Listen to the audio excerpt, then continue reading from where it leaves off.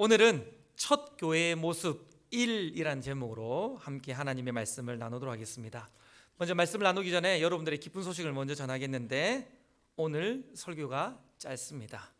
어젯밤에 저희 아내에게 오늘 설교가 짧다라고 얘기했더니 저희 아내가 저에게 제발 좀 그렇게 하라고 약간 상처가 되었는데, 어쨌든 첫 교회의 모습 1이라는 제목으로 말씀을 나누고요. 오늘 2부 순서도 있고, 그다음에 또 말씀 자체가 좀 길어서 두 번에 나누어서 말씀을 나누도록 하겠습니다. 오직 성령이 너에게 임하시면 너희 권능을 받고 온 예루살렘과 온 유대와 사마리아와 땅끝까지 이르러 내 증인이 되리라고 하셨던 예수님의 유언과도 같은 말씀을 붙잡고 제자들은 기도했습니다. 그러자 정말 약속대로 성령이 주권적으로 제자들에게 임하심으로 말미암아 성령이 바람처럼 임하셔서 그 공간을 가득 채우셨습니다. 그리고 성령은 불붙은 혀처럼 한 사람 한 사람에게 임재하셔서 한 영혼들을 새롭게 하셨던 것이죠. 그러자 그 성령 받은 제자들이 외국어로 복음을 말하기 시작했던 것입니다. 그때 베드로가 일어나서 이 신비로운 현상은 요엘의 예언이 성취된 것이라고 말하면서 오늘날 놀랍고 풍성한 계시가 우리에게 임하고 있다라고 그 축복을 설교로 전하기 시작했던 것입니다. 그 1년의 과정을 듣고 목격한 사람들이 어떻게 되었습니까? 우리 41절 말씀을 우리 본문을 보면서 같이 읽어보겠습니다. 성경을 보면서 41절 시작. 그 말을 받은 사람은 세례를 받음에 이날의 신도의 수가 3천이나 더하더라. 그 말을 들었던 사람들, 설교를 들었던 사람들이 세례를 받고 성도가 된 사람만 3천이나 일어났다고 말합니다. 그야말로 부흥의 역사가 일어나게 된 것입니다. 여러분, 예수님은 공생애 3년 동안 표면적으로는 120명의 제자들을 남겨놓고 떠나가셨어요. 그런데 예수님의 제자였던 베드로가 단 한 편의 설교를 통하여 몇 명이 죽기로 돌아왔습니까? 3,000명이 죽기로 돌아왔습니다. 여러분, 이 사건 앞에 제일 놀란 사람이 있습니다. 누굴까요? 베드로 자신일 겁니다. 베드로가 이랬을까요? 이건 뭐지? 이러면서 아마 깜짝 놀랐을 거예요. 그 장면을 보았던 제자들도 깜짝 놀라면서 동시에 예수님이 하셨던 말씀을 기억했을 것입니다. 요한복음 14장 12절을 말씀해 보면 내가 진실로 너에게 이르노니 나를 믿는 자는 내가 하는 일을 그도 할 것이요 또한 그보다 큰 일도 하리니 내가 아버지께로 감이라. 성령의 임자로 남자만 3,000명 죽게 돌아오는 이 사건들을 통해서 공식적인 신약의 첫 교회가 탄생하게 된 것입니다. 오늘 함께 읽었던 이 본문의 말씀은 기독교가 생긴 2000년 역사 동안 모든 성도들과 모든 존재하는 모든 교회들이 지향하고 롤 모델로 삼았던 그 첫 교회, 예루살렘 교회의 그 신앙생활의 모습을 우리에게 보여주고 있는 것입니다.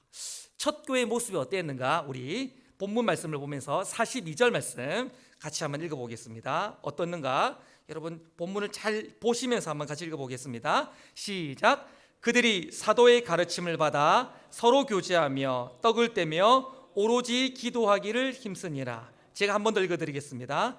그들이 사도의 가르침을 받아 서로 교제하고 떡을 떼며 오로지 기도하기를 힘쓰니라. 아멘. 여기서 오로지 기도하기 힘썼다라고 하는데 이걸 요즘 말로 바꾸면 전적으로 헌신했다는 것입니다. 그런데 헬라어 문법에 의하면 이 일을 끊임없이 계속했다라고 이야기하고 있는 것이죠. 그리고 성경을 가만 보시면요, 한글 성경을 보면 기도하는 일에만 전적으로 헌신한 것처럼 보입니다. 그러나 본문을 정확하게 번역하면 첫 교회는 사도들의 가르침을 받는 일에 전적으로 헌신했고 또한 떡을 떼며 교제하는 일에 전적으로 헌신했을 뿐 아니라 기도하는 일에 전적으로 헌신했는데 그 일을 포기하지 않고 반복하여 끊임없이 그 일을 했다라고 성경은 말해주고 있는 것입니다. 우리 교회가 이런 교회 될 수 있기를 주님의 이름으로 축원합니다.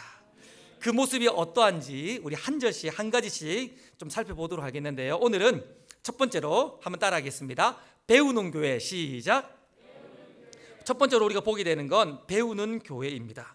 첫 교회는 사도들의 가르침을 받는 일에 전적으로 헌신했다라고 말합니다.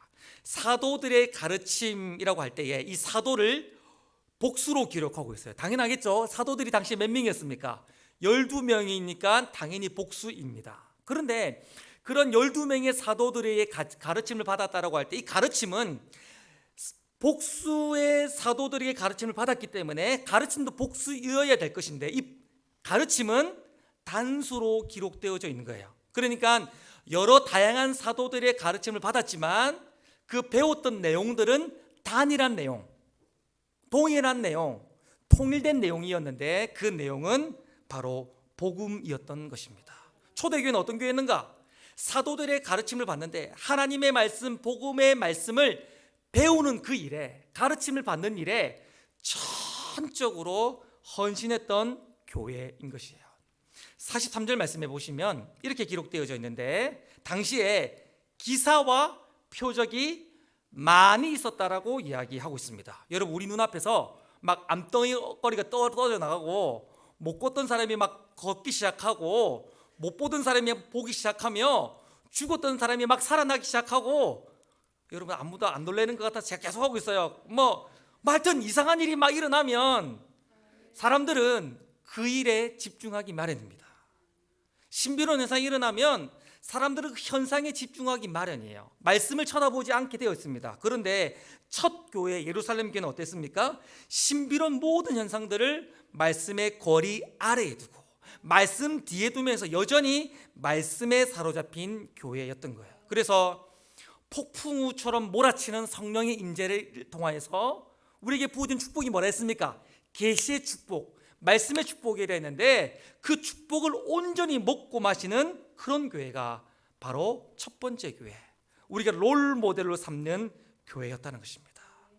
저도, 여러분들도, 우리 성광교회도 말씀에 전적으로 헌신하는 우리들이 될 수 있기를 주님의 이름으로 축원합니다. 사도 베드로는 이렇게 권면하고 있습니다. 초대교회 성도들에게 베드로전서 2장 2절 말씀을 통해 이렇게 권면하고 있는데, 갓난 아기들 같이 순전하고 신령한 젖을 사모하라. 이는 그로 말미암아 너희로 구원에 이르도록 자라게 하려 함이니라. 베드로가 뭐라고 얘기하는, 초대교회 성도들에게 뭐라고 얘기하고 있냐면 갓난 아기들처럼 신령한 젖을, 말씀을 사모하라라고 이야기하고 있어요. 저희 딸 첫째 딸이 저희 집의 첫째가 딸인데 수아예요. 수아인데 저희 딸이 딱 태어났을 때 저희 아내가 모유 수유를 했습니다. 그런데 저는 그 모유 수유하는 우리 아내의 모습을 보면서 굉장히 속상할 때가 많이 있었어요. 저희 딸이 누군지 아직 모르시는 분도 계실 건데, 저희 딸이 지금도 엄청 잘 먹는데 그때는 또 엄청 잘 먹었어요. 그래가지고 얘가 한번 배고프면 젖을 먹으면요 무조건 그 이빨이, 그러니까 완전 가득 차도록 먹어야 돼요. 가득 차게 못 먹으면 어떻게 되는지 아십니까? 난리가 나는 겁니다. 난리가 나는데 완전 난리가 나요. 그런데 집에서는 괜찮은데 차를 타고 가거나 식당에 가거나 어디 사람들이 많은 곳에 가서도 얘가 젖을 충분히 못 먹으면 난리가 나는데, 막 저는 뭐 이런 게 다 있노 이런 생각을 했었어요. 그러면 저희 아내가 사람들이 있는 앞에서 옷으로 가려가지고 수건으로 덮어가지고 그렇게 젖을 먹이는데 너무 우리 아내가 애처롭더라고요. 근데 그럴 수밖에 없었던 이유가 뭔지 아십니까? 갓난 우리 딸이 안 먹으면 난리가 나는 겁니다. 얘는 먹는데 가득 안 먹으면, 배부르게 안 먹으면 죽는 거예요. 그게 일생일대의 사명이자 존재 이유이자 가장 우선된 일인 것입니다. 베드로가 결혼했습니까? 결혼 안 했습니까? 결혼했어요. 베드로가 결혼했습니까? 안 했습니까? 했어요. 애가 있었을까요? 없었을까요? 성경에 나와야 했지만 충분히 있었을 것입니다. 베드로는 아이를 키워봤던 것입니다. 갓난 아기를 키워봤던 것입니다. 갓난 아이가 젖을 사모할 때 어떻게 사모하는지, 생명을 걸고 모든 것들을 뒤로한 채 체면이고 뭐고 모든 것들을 뒤로한 채 이것이 가장 중요한 것처럼 갓난 아이가 젖을 사모하는지 알았던 것입니다. 그래서 초대교회 성도들에게 뭐라고 얘기했습니까? 그렇게 갓난 아기가 젖을 사모하듯이 하나님의 말씀을 사모하라고 말씀하고 있는 것이죠. 베드로 사도는 갓난 아기처럼 하나님의 말씀을 사모하라고 말씀하고 있습니다. 근데 여기서 사모하다는 이 표현이 너무 재밌는 표현인데 에피포세오 이런 단어예요. 근데 이 포세오라는 단어는요, 사모하다는 뜻이 아니라 갈망하다 이런 뜻입니다. 어떤 뜻이라고요? 갈망하다. 그러니까 이거 안 먹으면 죽는다 이런 의미예요. 갈망하는데 에피란 말은 계속해서 되는 뜻이에요. 그러니까 어떻게 하는 것입니까? 끊임없이 계속해서 생명을 걸고 하나님의 말씀을 사모하라고 우리들에게 권면해 주고 있는 거예요. 신앙생활에 생동감이 사라지면요, 우리의 신앙생활이 역동성이 사라지고 습관화적인 신앙생활이 되어지고 화석적인 신앙생활이 되어지면, 신앙의 병이 들면 가장 먼저 분명하게 나타나는 현상이 있습니다. 뭡니까? 말씀이 배고프지 않아요. 하나님의 말씀이 배고프지 않고 하나님의 말씀에 대한 갈증이 사라지게 되는 거예요. 말씀을 나눌 때에 하나님의 말씀을 마치 다 아는 것처럼 대하기 시작합니다. 말씀으로 찾아오신 하나님이 더 이상 설레이지도 않고 말씀이신 하나님에 대한 경외함마저도 사라지게 되는 거예요. 어떨 때? 신앙이 병들었을 때. 여러분들은 어떻습니까? 여러분들은 지금 어떻습니까? 여러분들을 정말 축복합니다. 하나님의 말씀에 설레어 할 수 있기를 축복합니다. 말씀에 배고프되 끊임없이 배고파할 수 있기를 주님의 이름으로 축원합니다. 말씀이신 하나님을 경외하는 저와 여러분, 그래서 초대교회 성도들처럼 베드로가 권면하는 갓난아기처럼 말씀을 사모하는 저와 여러분 될 수 있기를 주님의 이름으로 축원합니다. 3월이 되면 양육훈련이 개강할 거예요. 우리 담임 목사님과 우리 교육자들과 양육훈련에 대한 논의들을 계속하고 있습니다. 어떻게 하면 말씀으로 성도들을 더 배부르게 할 수 있을까 고민하고 있는데, 여러분 그런 양육훈련의 자리에서 또 이런 설교 시간을 통해서 하나님의 말씀을 배우기를 그냥 평범하게 사모하지 마시고 정말 갈증이 나고 갈망하듯이 사모할 수 있기를 바라요. 그러면 성령이 오늘 이 신약 시대에 폭포수처럼 우리에게 쏟아 부어지고 있는데, 그 폭포수처럼 쏟아 부어지는 성령 시대의 가장 큰 축복은 말씀의 세계가, 계시의 세계가, 구약의 예언자들도 상상하지 못했던 그 말씀의 세계가 우리에게 쏟아 부어지는 것인데, 그 은혜를 누리는 저와 여러분 될 수 있기를 주님의 이름으로 축원합니다. 말씀의 절반이 지났습니다. 한 가지만 더 나누도록 하겠습니다. 두 번째 초대교회는 어떤 교회나 따라하겠습니다. 전하는 교회. 시작. 우리 47절 말씀을 같이 읽어볼까요? 47절 같이 읽어보겠습니다. 시작.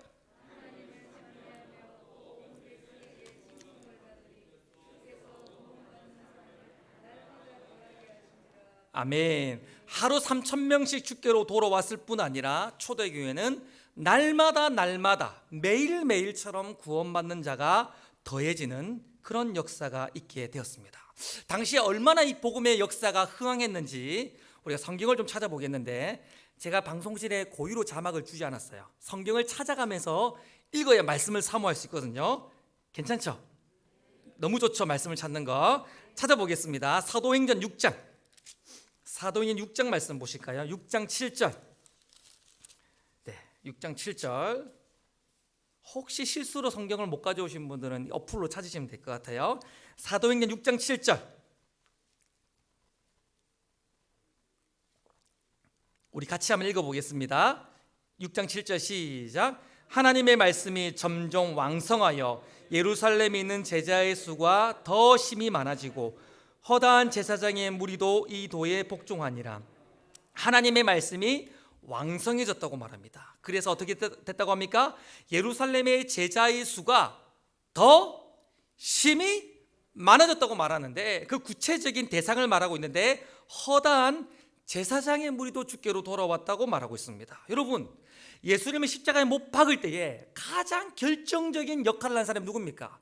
가장 악랄한 대적자들이 누구였습니까? 제사장들이었어요. 근데 그런 제사장들까지도 주께로 돌아오는 역사가 있었다는 겁니다. 그 말의 의미가 뭐겠습니까? 이미 예루살렘에는 믿을 만한 사람은 다 믿었다는 거예요. 얼마나 열심히 전도를 했든지, 얼마나 복음이 왕성하게 증거되었든지 믿을 만한 모든 사람들은 다 믿게 됐던 거야. 그래서 찬양 가사처럼 무디 바다를 덮은 것 같이 그 가사처럼 복음이 예루살렘에 충만하게, 복음이 완전히 예루살렘을 뒤덮게 되었던 것입니다. 왜요? 초대교회 성도들이 열심히 전도했기 때문입니다. 근데 그때 어떤 일이 일어나게 됩니까? 7장 말씀 보실까요? 7장의 제목이 있는데 뭐가 나옵니까? 스데반이 설교하다. 스데반의 설교가 쭉 나오는데 신약의 가장 명설교예요. 그런데 7장 58절 말씀 보시겠습니까? 이 설교의 자리에 누가 등장하고 있습니까? 7장 58절에 사울이라고 하는 청년이 등장합니다. 이제 이 복음이 열방으로 흘러가게 되는 촉매제 역할을 이 청년이 하게 되어지고 또 그 복음의 주인공이 되기도 하는 것입니다. 자, 사울이라는 청년이 일어나서 어떤 일을 하는가? 8장 1절 같이 읽겠습니다. 시작. 사울은 그가 죽임당함을 마땅히 여기더라. 그날에 예루살렘에 있는 교회에 큰 박해가 있어 사도 외에는 다 유대와 사마리아의 모든 땅으로 흩어지니라. 이 사울이 일어나서 교회를 핍박하게 되어지자 그 핍박 때문에 그들이 예루살렘을 뛰어넘어 이제는 유대와 사마리아와 땅끝으로 흩어지고 있는 거예요. 사도행전 1장 8절 말씀이 성취되어지고 있는 것들을 보게 됩니다. 사울이라는 청년이 일어나 예루살렘 교회를 박해했어요. 그 박해 때문에 그들이 예루살렘을 이젠 뛰어넘어 유대와 사마리아와 땅끝으로 흩어지는 디아스포라들이 된 것입니다. 당시에 유대인들은 복음을 받아들였지만 여전히 구약적 사고에 갇혀 있으면서 복음을 전하는데 누구에게만 전했을까요? 유대인들에게만 전했어요. 이미 예루살렘에는 믿을 만한 사람 다 믿었어요. 유대인들은 다 믿고 있는 거예요. 믿을 만한 사람은 다 믿고 있었어요. 그럼 이제 그들이 눈을 떠서 예루살렘을 넘어서서 유대와 사마리아와 땅끝으로 이방으로 복음을 증거해야 될 것인데 그들이 여전히 구약적인 사고에 매여 있으면서 이방 선교에 눈을 뜨고 있지 못했습니다. 그때 하나님이 사울이라는 청년을 세우시고 예루살렘 교회에 박해를 허락하시면서 하나님이 박해라는 방법을 통하여 그들을 열방으로 흩어내신 것입니다. 흩어진 그들이 뭘 하는가? 8장 4절. 성경 찾는 거 너무 행복하시죠? 와, 너무 좋다. 와. 네. 8장 4절 시작. 흩어진 사람들이 두루 다니며 복음의 말씀을 전할세. 흩어진 그들이 뭡니까? 지금 그들은 도망자예요. 삶의 모든 터전을 버려두고 마치 광인처럼 막 이곳저곳을 떠돌아다니고 있어요. 근데 흩어진 그들이 가서 하는 일이 무엇이냐면 바로 복음 증거를 하는 것입니다. 첫 교회의 모습이 어땠는가? 예루살렘에 거하든 흩어져 이방 땅으로 떠나갔든 어느 곳에나 가든지 그들은 복음을 증거했던 것입니다. 복음 증거하는 것 외에는 아무것도 할 줄 아는 것이 없는 것처럼, 아니 복음 증거가 유일한 삶의 이유인 것처럼 어느 곳에 가든지 끊임없이 그들은 복음을 증거하는 삶을 살았던 것입니다. 그들을 통하여 하나님은 허다한 무리들이 주께로 돌아오고 온 열방이 주께로 돌아오게 하신 줄 믿습니다. 여러분, 하나님은 한 번도 하나님 본인 스스로가 전도하신 적이 없으십니다. 이 말을 오해하지 말고 잘 들어보시기 바랍니다. 하나님은 한 번도 하나님 스스로가 전도해 보신 일이 없으십니다. 여러분, 이러면 얼마나 좋을까요? 저는 이런 상상을 자주 하는데 오늘 밤에 해가 질 역에 하늘이 붉어지면서 막 신비로운 현상이 생기는 겁니다. 하늘이 막 붉어지면서 사람들이 하늘을 쳐다볼 때 손가락이 나타나는 겁니다. 그리고 이렇게 적히는 겁니다. 주 예수를 믿어라. 그리하면 너와 내 집이 구원을 얻으리라. 모든 사람이 보도록 손가락이 쓰여지는 거예요. 사람들 어떻게 할까요? 우와, 이럴 거예요. 근데 사람들이 교만해서 교회 안 갈 겁니다. 그러면 그때 하나님이 번개를 탁 내리셔가지고 본보기로 몇 명 꾸우시는 겁니다. 막 꾸우시는 거예요. 그러면서 보라, 지금은 은혜 많을 때요, 오늘이 구원의 날이다. 이러면 사람들 어떻게 하겠습니까? 번개 맞기 싫더라도 당장 교회로 뛰어올 것입니다. 아마 하나님이 하시면요, 온 세계 선교는 일주일 안에 분명히 완성될 것이 분명합니다. 그런데 하나님은 그런 쉬운 방법을 쓰시지 아니하시고 바울의 고백에 의하면 전도의 미련한 방법으로 사람을 구원하기로 결정해 놓으셨어요. 하나님은 본인 스스로가 온 세계 열방을 단번에 구원하실 수 있으시지만 그런 쉬운 방법, 효과적인 방법을 쓰지 아니하시고 전도라고 하는 미련한 방법을 통하여 전도자라는 사람을 세우셔서 하나님은 영혼 구원하기를 기뻐하시는 것입니다. 사도행전에 보면 복음이 예루살렘에 가득 찼어요. 더 이상 찰 데가 없을 만큼 예루살렘에 복음이 가득 찼어요. 그 말은 초대기의 성도들이 죽도록 전도했다는 것입니다. 그랬던 그들의 이방 성교에 눈을 뜨지 못하자 하나님은 그들을 핍박이라는 방법을 통하여 유대와 사마리아와 땅끝으로 흩어졌어요. 그들은 흩어진 그곳에서 유일한 삶의 이유가 복음 증거인 줄 알고 가는 곳마다 복음을 증거하며 모든 것들을 잃더라도 생명을 잃더라도 그들은 복음 증거하는 삶을 살았던 것입니다. 성경을 가만 보십시오. 사도행전 역사를 보면 전도의 역사예요. 근데 이건요 자동 일어나는 일이 아니에요. 하나님이 그냥 주권적인 역사로 하나님의 신적인 능력으로 이 일을 일으키신 것이 아닙니다. 전도자들의 희생, 수고, 헌신이 그 안에 있었던 것입니다. 저는 새벽마다 기도하는 기도의 제목이 있어요. 하나님, 매주 새 가족이 오게 해주세요. 기도를 좀 잘못한 것 같아요. 매주 새 가족이 오고 있어요. 그런데 기도를 잘못했는데 매주 새 가족이 등록하게 해주세요 기도했어야 되는데 새 가족이 오는데 등록을 좀 잘 안 하고 계속 이렇게 간만 보고 자꾸 가셔가지고 약간 속상한 마음이 있는데 어쨌든 그런데 여러분 이 기도 제목에 여러분 동의하시죠? 그렇게 되길 바라시죠? 그런데 이건요 우리가 동의하고 아멘하고 선언했다고 일어날 수 있는 일이 아닌 것입니다. 어떻게 해야 되는 것입니까? 우리 한 사람 한 사람이 전도자가 되어서 복음을 증거할 때 그런 일이 일어나게 되는 거예요. 그게 가능할까? 우리의 모델인 첫 교회 예루살렘 교회는 무엇을 하든 복음 증거가 유일한 삶의 이유인 것처럼 복음을 증거하는 삶을 살았습니다. 여러분, 하나님이 우리를 이 땅에 두신 이유가 뭘까요? 저와 여러분들을 천국 바로 보내시면 그렇게 좋을 것 같은데 하나님이 여전히 우리를 이 땅에 두신 이유가 무엇일까요? 하나님이 이 성광교회를 이 땅에 세우신 목적과 이유는 무엇일까요? 바로 복음을 전하기 위해서인 줄 믿습니다. 그 사명 알고 날마다 복음을 전하는 저와 여러분 될 수 있기를 우리 주님의 이름으로 축원합니다.